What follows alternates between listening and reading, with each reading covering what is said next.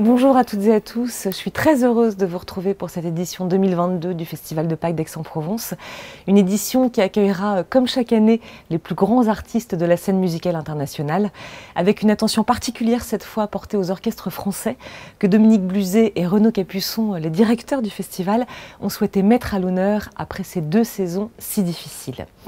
Alors si je m'adresse à vous depuis le bel auditorium de la Maison de la Radio et de la Musique, c'est parce que c'est l'Orchestre Philharmonique, un de nos très beaux orchestres français et le chœur de Radio France, qui vont ouvrir les festivités sous la direction de la flamboyante soprano et chef Barbara Hannigan, dont la venue l'année dernière au festival avait été plus qu'appréciée.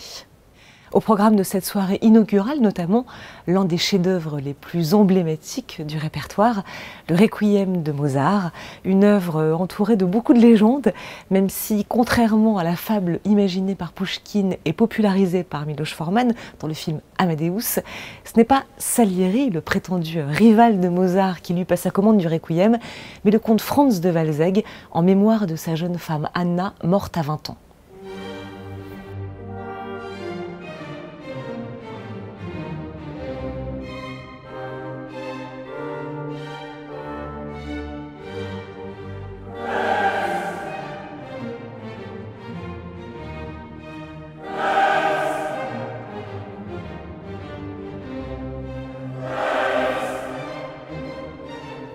Mozart a composé le Requiem en 1791, en pressentant, dit-on, sa propre mort. Il mourra en effet la même année, sans en avoir achevé l'écriture, et c'est son élève Süssmayer, avec d'autres compositeurs, qui, à la demande de Constance, la femme de Mozart, en ont complété les passages manquants.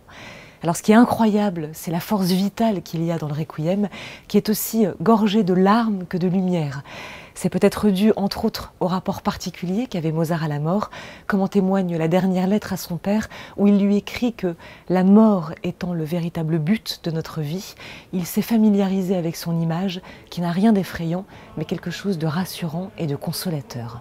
Je remercie Dieu, écrit-il, de m'avoir fait découvrir que c'est la clé de notre véritable bonheur.